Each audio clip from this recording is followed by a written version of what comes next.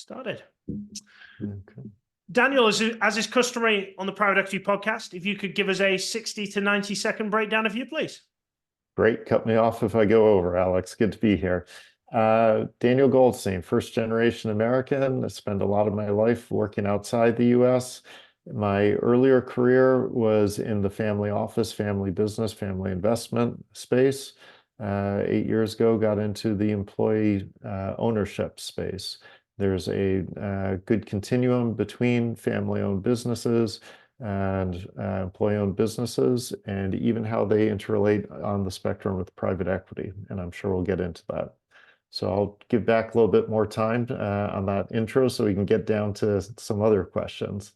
Absolutely. So we're definitely going to dive into that employee-owned model, even if you're not interested in an employee-owned model. And this is fairly unique from what we'll go into what worked at Folience and how they built basically a private equity model with an employee-owned basis. But what we can do is learn about how do we treat our employees better, how do we put them first, and how do we utilize them, which, the message between a lot of private equity firms is that they don't look after employees. And, I would heavily disagree with that. You may agree with that statement, Daniel, and I'm absolutely happy to have a discussion around it.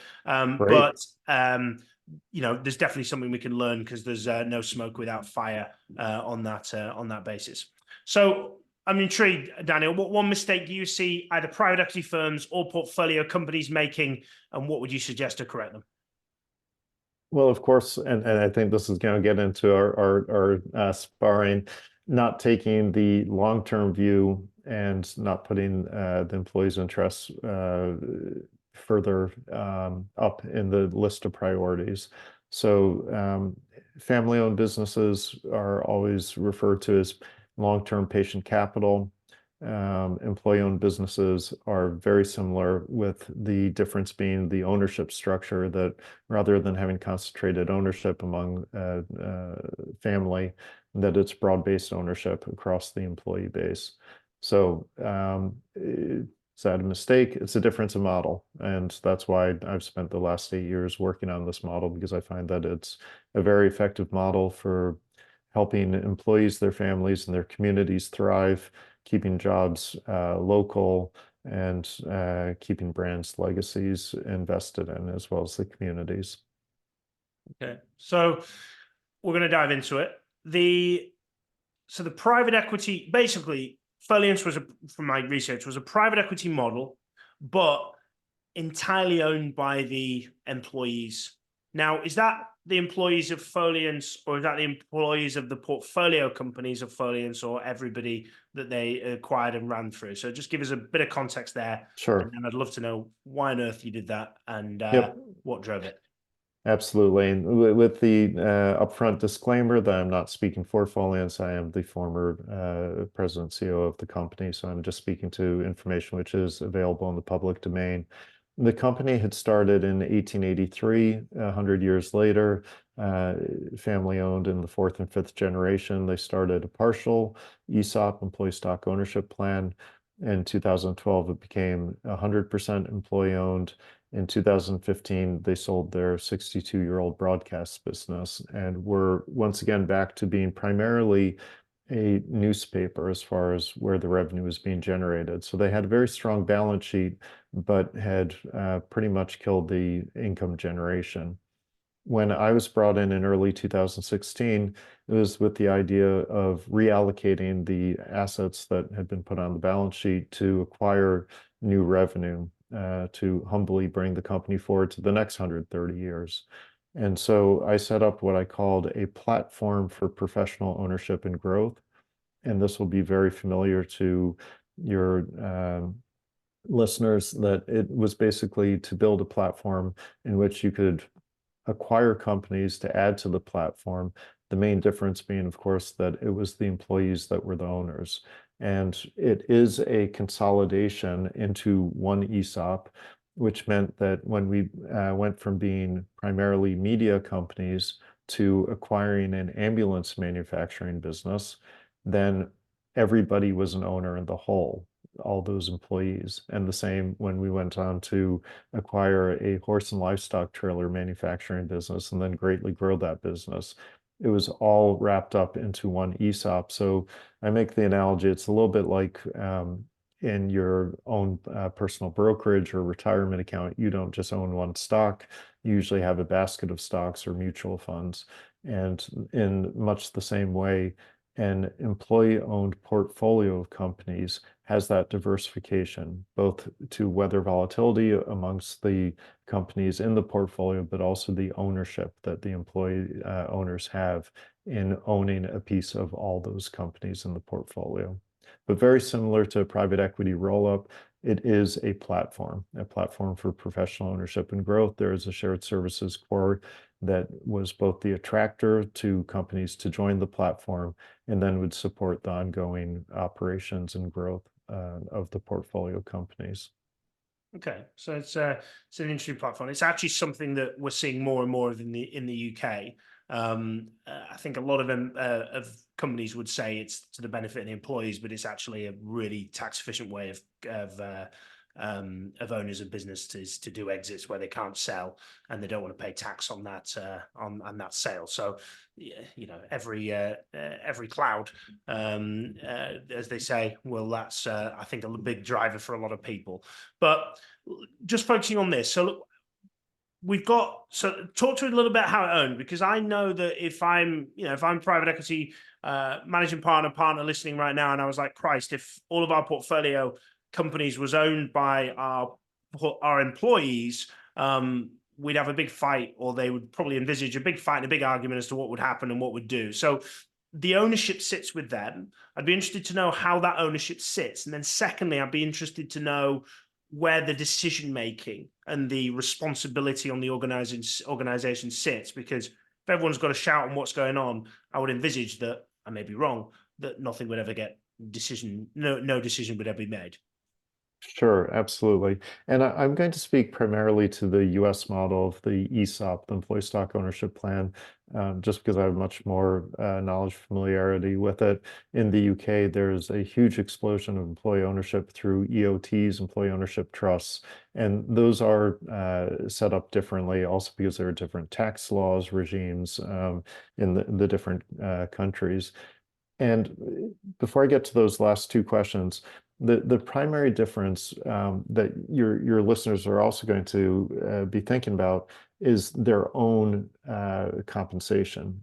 And so I often run into a friend of mine who runs a private equity firm, and every time he says, "Tell me again how this works," and I know where he's going. I say, "Bill, look, as an employee owner and a chief executive officer of employee-owned company, even if it's a holding company, a platform of with a portfolio, I'm paid as an executive. I did have synthetic equity, but I'm not getting the stake that you're getting as the GP of your own private equity fund or investment portfolio.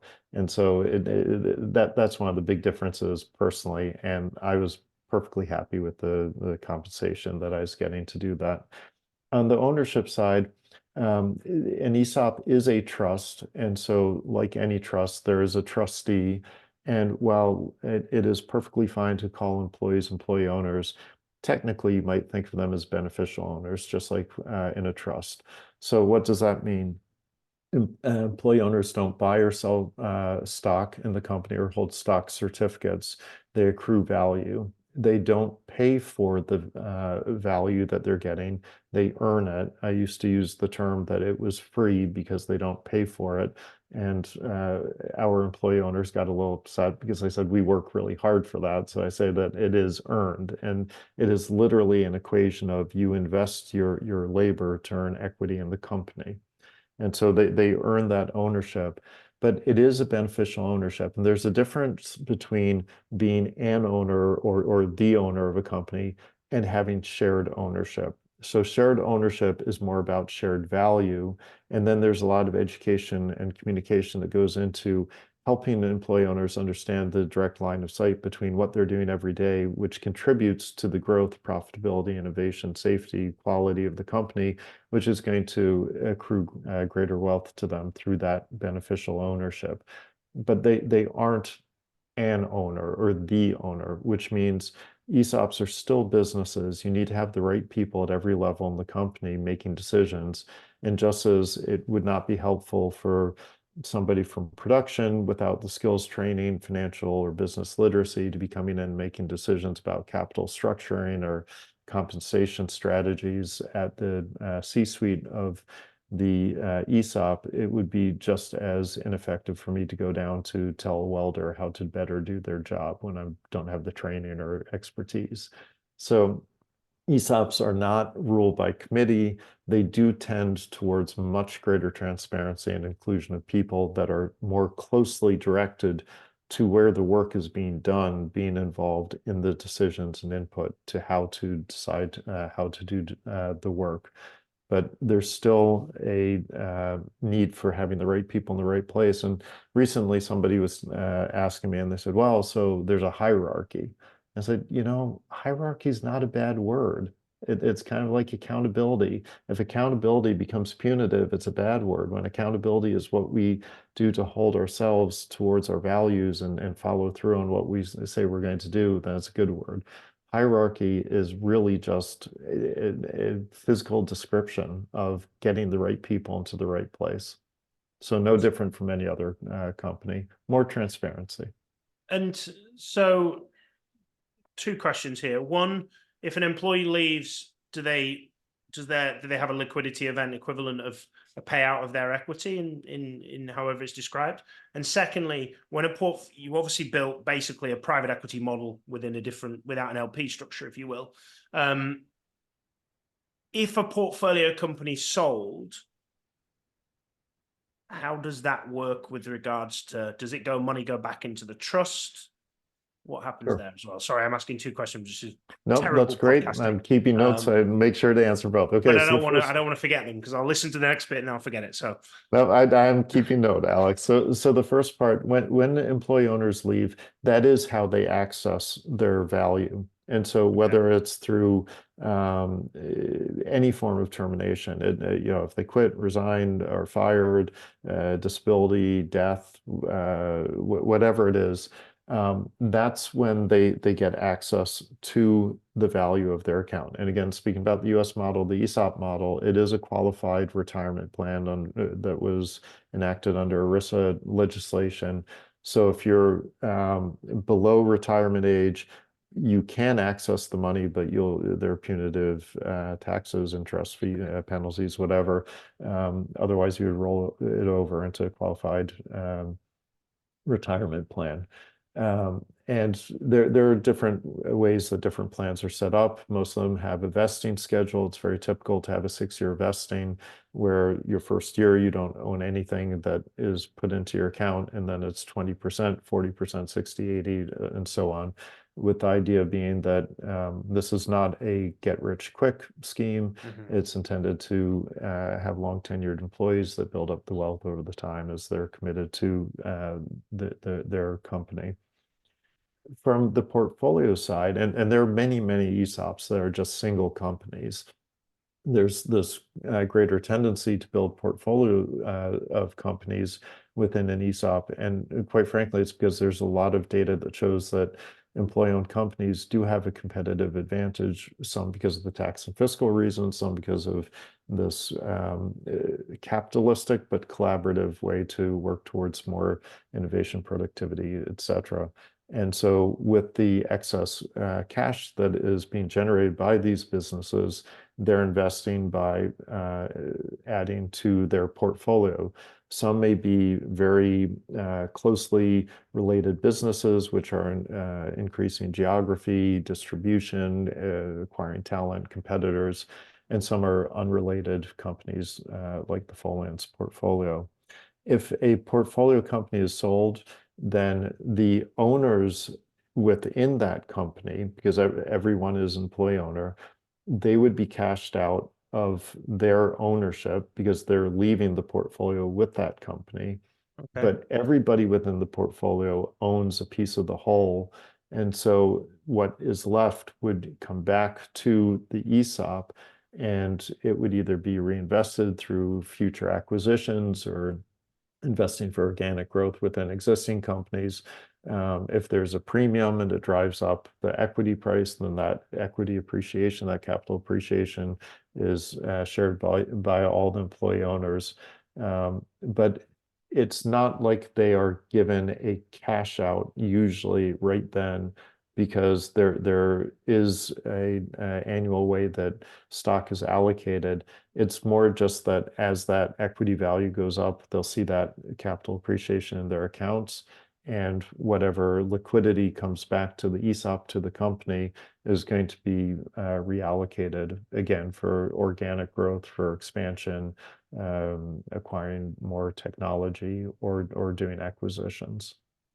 Okay, thanks for sharing that. Gives a lot of clarity. So I know I'm guessing, Daniel, that you're an employee ownership champion, and you believe heavily in it, hence your involvement in it and everything you've done.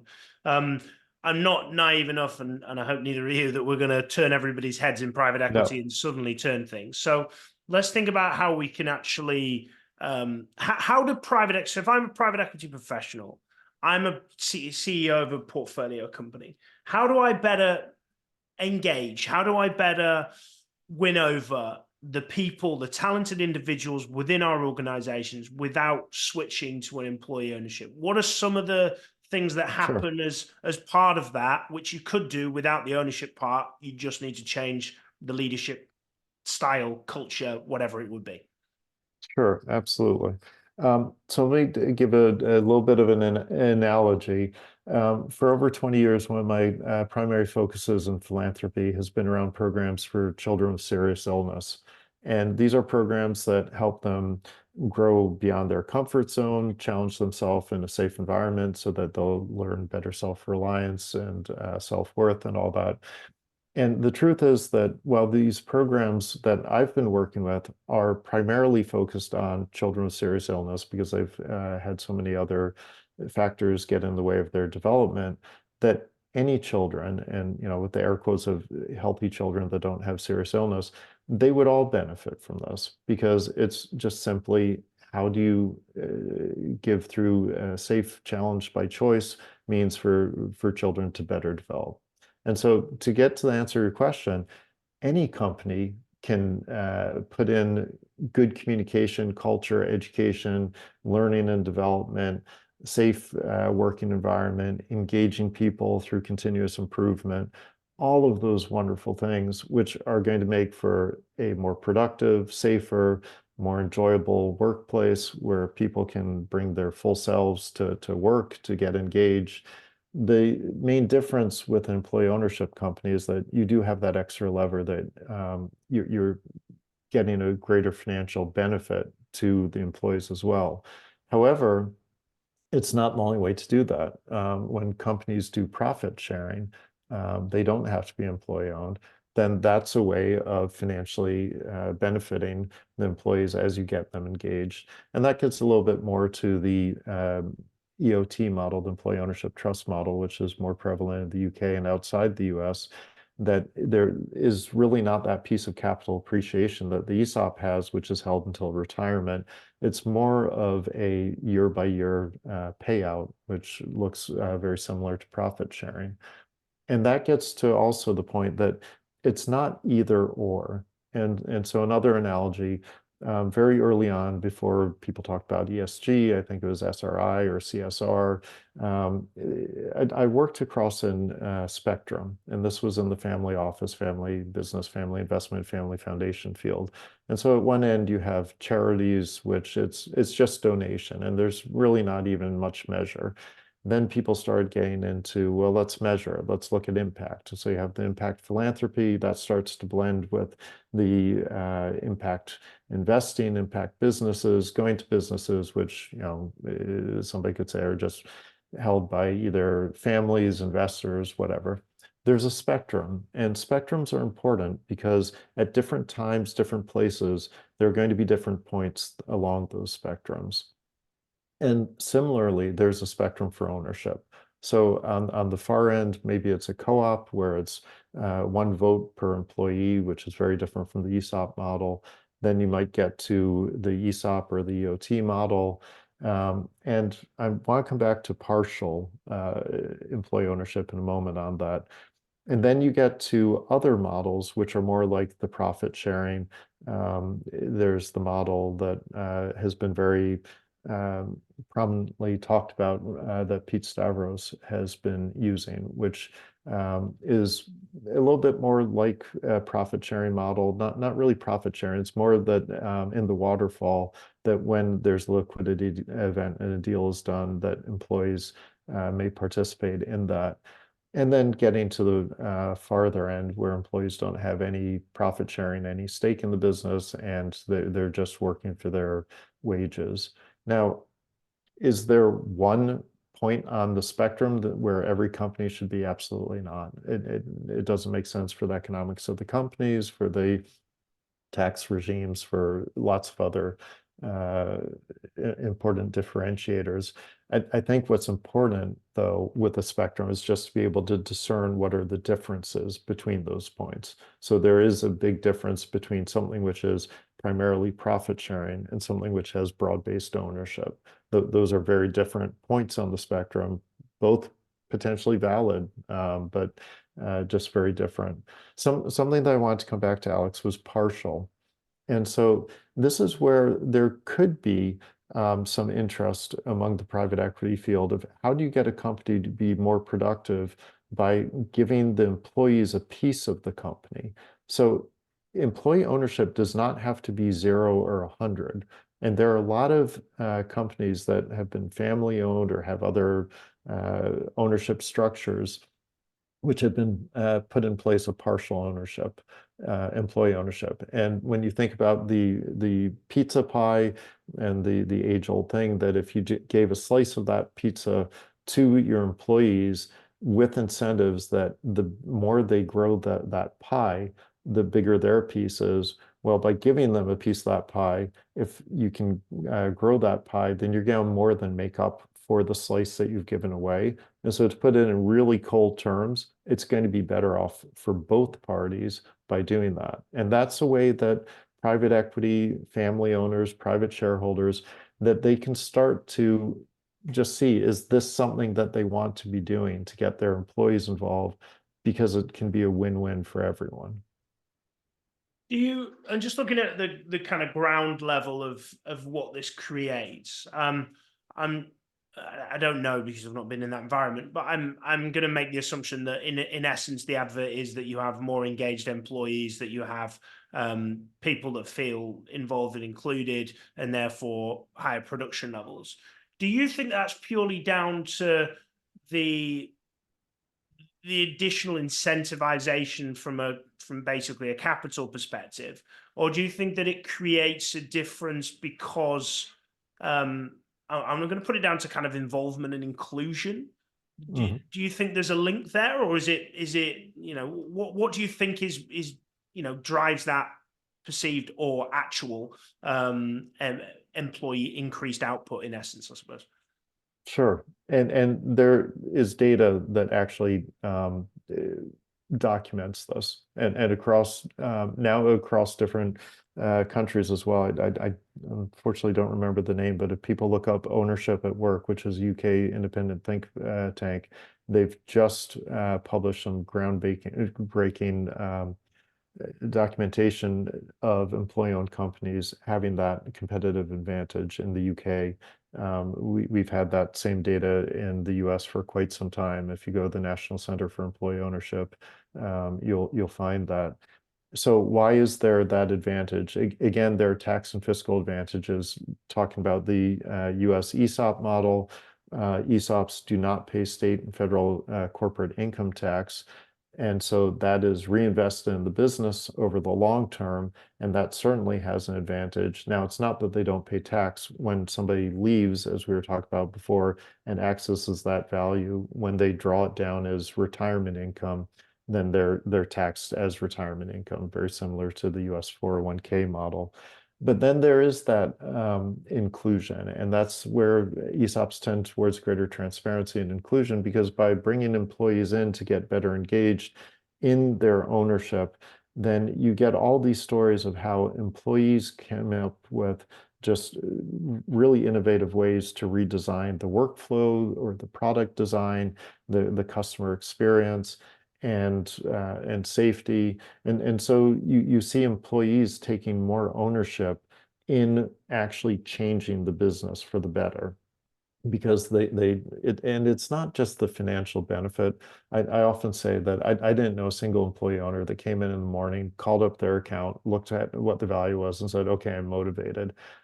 But on the other hand, at Folience, we had employees that had 45 years tenure with the company. And it's because they really developed that bond, that feeling of satisfaction and inclusion and family and being a part of that company.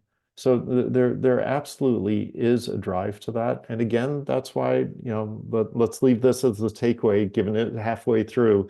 I think your listeners should think about doing a partial employee ownership, if that's allowable in their jurisdiction to do that, because that can really stimulate that engagement of the employees.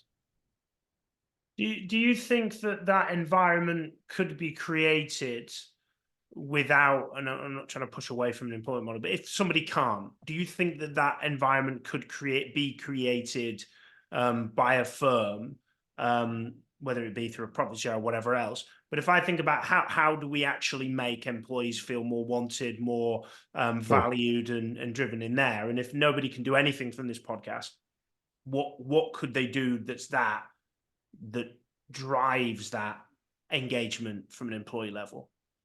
Yeah, no, absolutely. And so let me do the financial side first, but then go the cultural side after. So on the financial side, there are myriad ways of doing it. You can, without having to go through legislative change or regulation or whatever, you can do profit sharing, you can do options, you can do synthetic equity. And that's not unknown for, startups, giving the options and the warrants and all that, to more established businesses building in profit sharing based on production goals and all that. On the cultural side, just giving more transparency and engagement to your employees. And that doesn't mean that you have to go full open book management. Use the traffic light system. When do things look like they're in the green? When do they look like yellow? We need to be careful. Red, we've got problems. Use percentages. Explain to employees how their work actually impacts the bottom line and the top line of the business. And then it's also just recognition and appreciation. It is amazing how much it goes to just recognize and appreciate people. Now, of course, it's going to be a little hollow if you don't competitively pay them and give them adequate benefits and all that. But most people just want to be welcome, valued, respected, and heard. And so it takes almost nothing to just show appreciation for people. Follow through. One of the simplest techniques that I've ever heard is get a big piece of plywood and paint a line down the middle of it. On one side, what we heard from you. So, continuous improvement, suggestions, things to improve the workplace. On the other side, what we did. You put that up and wow, you don't have to have an ESOP. Now, it'd be good to get a partial one, but so yes, again, going back to that thing of working with the kids with serious illness, you don't have to have employee ownership to treat your employees well. And we've seen that throughout the centuries, especially with historic family-owned businesses that have been multi-generational and just built a lot of brand, both within their community, their employees, but in their industry as well. And it's just by treating their employees well. So, a simple message, well delivered, Daniel. Thank you. I was really intrigued by the model, really intrigued by how the private equity model was run, and you're giving a really clear explanation of that. So thank you very much for that, Daniel. What are your influences? What do you read? What do you watch? What do you listen that you would recommend that other listeners check out? Yeah, no, absolutely. So one of the big things that everybody's going to be aware of is what we refer to as the Silver Tsunami. And I first started talking about this, thinking about this in the early 2000s, again, long before I had really learned anything about employee ownership. And it's this big transfer of wealth as the baby boomer generation is aging out, and that transition of wealth may just be inheritance of wealth, but it's also transitioning ownership of businesses. And so, one of the things is just read anything, get informed about anything about this generational shift that's going on. It's been said to be the largest transition of wealth in our history. Beyond that, a great book for learning more about the foundations of employee ownership is called The Citizen's Share, and it's written by Joseph Blasi, Doug Cruz, and a couple others who I'm not coming to mind right now. Something that I've been doing personally is, like I said, I've just retired, although I'm not using that word, from being president and CEO of Folience. And I've become a fellow at the Rutgers Institute for the Study of Employee Ownership and Profit Sharing, and also at that UK independent think tank called Ownership at Work. And so it's really fun because I get to go back to being a little bit of a grad student again with advisors. And so I'm just reading a lot of the academic work that's being developed right now around this space. And just, also histories of companies. Those are very good. There are a couple good books. If you go out to the National Center for Employee Ownership, they've got a lot of resources that are listed on their website as well. The first point you made with regards to transference of wealth, that's really interesting. It's not something I've come across or even thought about before, but now you mention it, seems pretty obvious. What's your depiction of that? Are you seeing that as a level of, I mean, with every threat comes an opportunity, but do you see that as more of a cause of concern or more of a cause for opportunity? Both. And that's where are you going to look at the half full or half empty argument? And so what the issue is that transition of ownership. So what do you do if you're closely held or family owned enterprise and you're getting to an age where you need to pass it on? You may have heirs who are capable and entrusted in taking that. You may not. There may be a interested buyer, whether it's private equity, strategic financial, somebody who's a competitor looking to increase their market share. You may not have that either. You may be able to do a management buyout. Not everyone has that ability to take on that risk with their own personal assets. And so a lot of companies may also just wind down or close. And oftentimes with that transfer of ownership, they may also be taken out of the local community. So that's where, again, I'm not going to say that this is the right answer for every transition, and it's not the better one. It is an alternative path that if you can reward your employees, and that reward is not a charitable term, you reward them by transitioning ownership at fair market value to your employees, then you're recognizing the effort that they've made in helping you build your business and, quite frankly, your wealth. You're making a commitment to your brand, to the legacy of the brand, but to your employees and to your community. And there's even taking that to the extreme, there have been concerns about national security as companies with technology are up for sale, that if they're bought by foreign competitors with the idea of taking the IP, exporting it out of that, not just that community, but that country, there are even some national security concerns around these transitions. I don't know if you include links, if people Google my name and Regis Capital, I published an article about the Silver Tsunami. I think it was a year or 2 years ago, which people may find interesting. They name the Silver Snout as well. Bring some weird thoughts. So, Danny, if anybody wants to reach out to you, how best do they get in touch, please? Well, in the US, what you do when you're in my position is you open an LLC, and that is not because I'm a consultant. I'm not looking for consulting work. I am not a consultant. However, my LLC is Go ESOP LLC. And so very easy, Go ESOP LLC at gmail.com, or just look for me on LinkedIn. I am always happy to have a conversation with somebody to help debunk the myths. ESOPs, employee-owned companies, are not the more complicated, more costly route. They can be highly effective, highly efficient, and they're not going to be right for everyone. And one thing that I would absolutely say, if you have a company that has too much debt, not enough profitability, please do not make it employee-owned. That is just really unfair to your employees. There are some people that think that employee ownership is just a means for selling companies that don't have other buyers, and the 6,500 ESOPs across the US will absolutely dispute that fact. They're very large companies. I believe the largest ESOP in the US is the Public supermarket chain with 200,000 employee owners, to small ESOPs that may be under 20 employees in the company.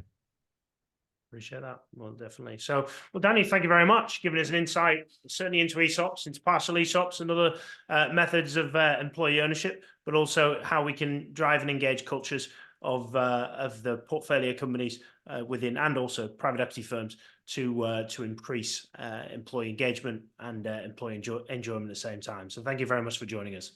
I appreciate this, Alex. More discourse in this world would get rid of divisiveness. And if we all get to be talking about issues like this, then we're just going to all have better ideas at the end of the day. Thank you. Appreciate it. And as always, thank you very much for joining us. Should you ever need support with private equity professional hiring or portfolio executive hiring across Europe and North America, please do reach out to us at Raw Selection. But till the next time, keep smashing it. And thank you very much for listening. Thank you. Brilliant. Thank you very much, Daniel. That was great. Thank you. Did we